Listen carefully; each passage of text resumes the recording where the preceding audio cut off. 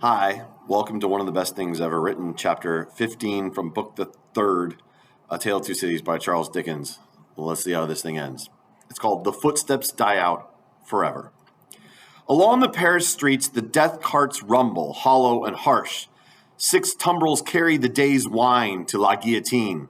All the devouring and insatiate monsters imagined since imagination could record itself are fused in the one realization, guillotine.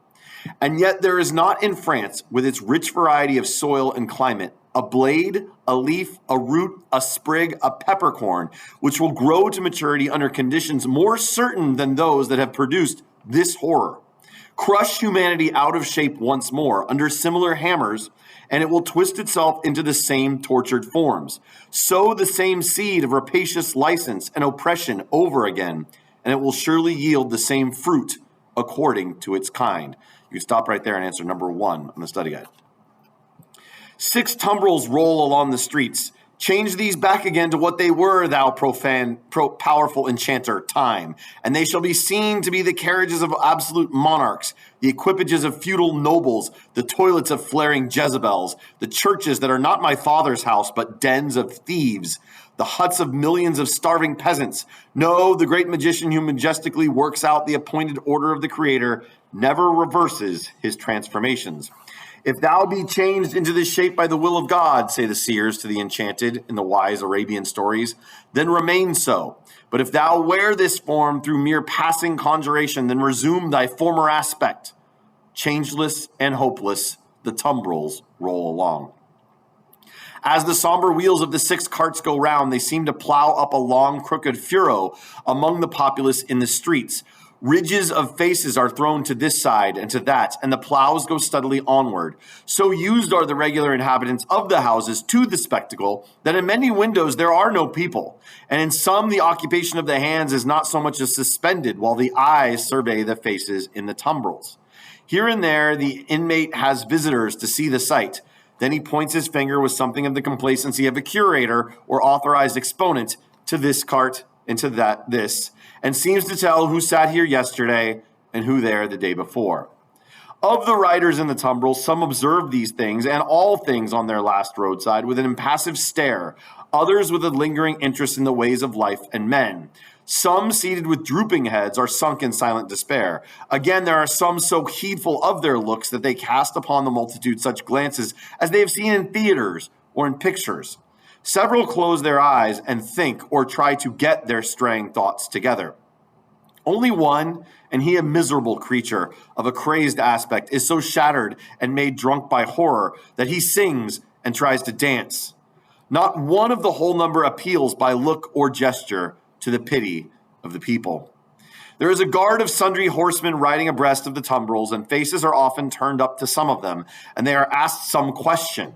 It would always seem to be the same question, for it is always followed by a press of people towards the 3rd cart. The horsemen abreast of that cart frequently point out one man in it with their swords. The leading curiosity is to know which is he. He stands at the back of the tumbril with his head bent down to converse with a mere girl who sits on the side of the cart and holds his hand.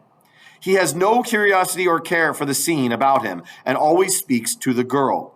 Here and there in the long street of Saint Henri, cries are raised against him. If they move him at all, it is only to a quiet smile.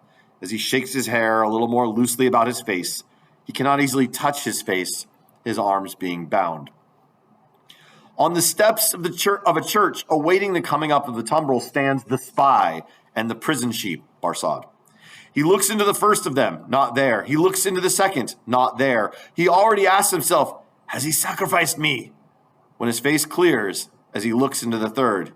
Which is Evremond? Says a man behind him. That, at the back there. With his hands in the girl's? Yes. The man cries, down Evremond! To the guillotine, all aristocrats! Down Evremond! Hush, hush, the spy entreats him timidly. And why not, citizen? He is going to pay the forfeit. It will be paid in 5 minutes more. Let him be at peace. Stop and answer number 2 about who they're all trying to see. But the man continuing to exclaim, down Evremond! The face of Evremond is for a moment turned towards him. Evremond then sees the spy and looks attentively at him and goes his way. The clocks are on the stroke of 3, and the furrow plowed among the populace is turning round to come on into the place of execution and end. The ridges thrown to this side and to that now crumble in and close behind the last plow as it passes on, for all are following to the guillotine. In front of it, seated in chairs as in a garden of public diversion, are a number of women busily knitting. On one of the foremost chairs stands the Vengeance, looking about for her friend. "Therese!" she cries in her shrill tones. "Who has seen her? Therese Defarge!" "She never missed before," says a knitting woman of the sisterhood. "No, nor will she miss now," cries the Vengeance petulantly. "Therese!" "Louder," the woman recommends. "Aye, louder, Vengeance, much louder, and still she will scarcely hear thee. Louder yet, Vengeance, with a little oath or so added, and yet it will hardly bring her. Send other women up and down to seek her, lingering somewhere, and yet although the messengers have done dread deeds, it is questionable whether of their own wills they will go far enough to find her." "Bad fortune!" cries the Vengeance, stamping her foot in the chair. "And here are the tumbrils, and every man will be dispatched in a wink, and she not here. See her knitting in my hand, and her empty chair ready for her. I cry with vexation and disappointment." Number 3, I love that. I cry with vexation and disappointment. Who talks like that? Stop and do number 3. As the Vengeance descends from her elevation to do it, the tumbrils begin to discharge their loads of the people who are getting their heads cut off. The ministers of St. Guillotine are robed and ready. Crash! A head is held up, and the knitting women, who scarcely lifted their eyes to look at it a moment ago when it could think and speak, count 1. The second tumbril empties and moves on. The third comes up. Crash! And the knitting women, never faltering or pausing in their work, count 2. The supposed Evrémonde descends, and the seamstress is lifted out next after him. He has not relinquished her patient hand in getting out, but still holds it as he promised. He gently places her with her back to the crash engine that constantly whirs up and falls, and she looks into his face and thanks him. "But for you, dear stranger, I should not be so composed, for I am naturally a poor little thing, faint of heart, nor should I have been able to raise my thoughts to him who was put to death, that we might have hope and comfort here today. I think you are sent to me by heaven." "Oh, you to me," says Sidney Carton. "Keep your eyes upon me, dear child, and mind no other object." "I mind nothing while I hold your hand. I shall mind nothing when I let it go, if they are rapid." "They will be rapid. Fear not."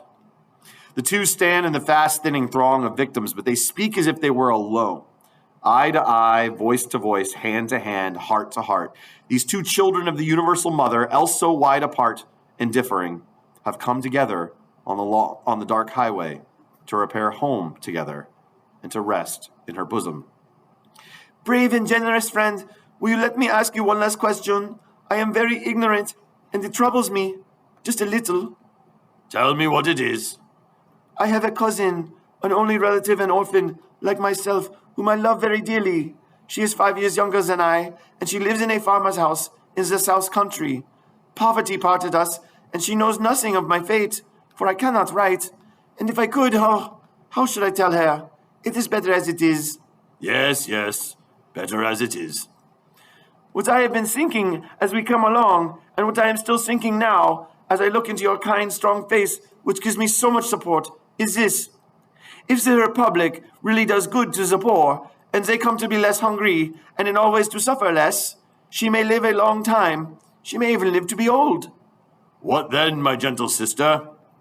"Do you think," the uncomplaining eyes, in which there is so much endurance, fill with tears, and the lips part a little more and tremble, "that it will seem long to me, while I wait for her, in the better land where I trust both you and I will be mercifully sheltered?"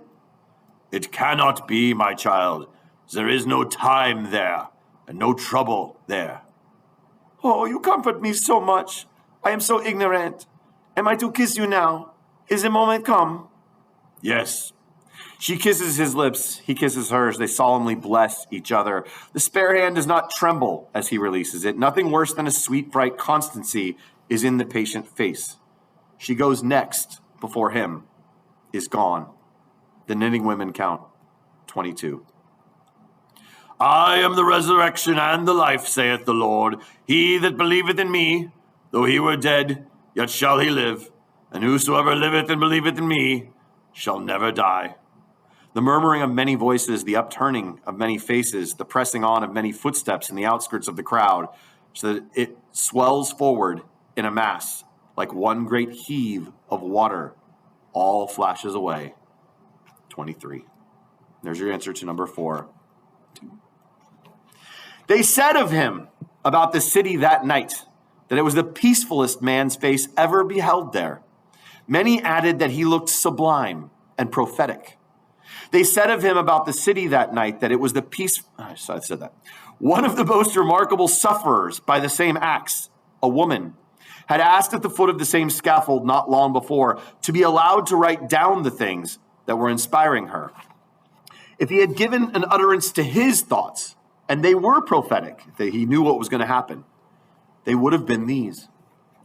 I see Barsad and Cly, Defarge, the Vengeance, the Juryman, the Judge, long ranks of the new oppressors who have risen on the destruction of the old, perishing by this retributive instrument before it shall cease out of its present use. I see a beautiful city and a brilliant people rising from the abyss, and in their struggles to be truly free, in their triumphs and defeats, through long years to come, I see the evil of this time and of the previous time of which this is the natural birth, gradually making expiation for itself and wearing out. You can stop and answer number 5. What happened to all the people? All met the same fate. And what happened to France? It's a much nicer story. I see the lives for which I lay down my life, peaceful, useful, prosperous, and happy, in that England which I shall see no more. I see her, Lucy, with a child upon her bosom who bears my name. I see her father, aged and bent, but otherwise restored and faithful to all men in his healing office and at peace. I see the good old man, Mr. Laurie, so long their friend, in 10 years' time enriching them with all he has and passing tranquilly to his reward. I see that I hold a sanctuary in their hearts and in the hearts of their descendants generations hence. I see her, an old woman, weeping for me on the anniversary of this day. I see her and her husband, their course done, lying side by side in their last earthly bed, and I know that each was not more honored and held sacred in the other's soul than I was in the souls of both. I see that child who lay upon her bosom and who bore my name, a man winning his way up in that path of life which once was mine. I see him winning it so well that my name is made illustrious there by the light of his. I see the blots I threw upon it faded away. I see him, foremost of just judges and honored men, bringing a boy of my name, with a forehead that I know and golden hair, to this place, then fair to look upon, with not a trace of this day's disfigurement. And I hear him tell the child my story with a tender and faltering voice. It is a far, far better thing I do than I have ever done. It is a far, far better rest I go to than I have ever known. Thanks, Sidney Carton. You're the man. Stop and answer number 6. Tears.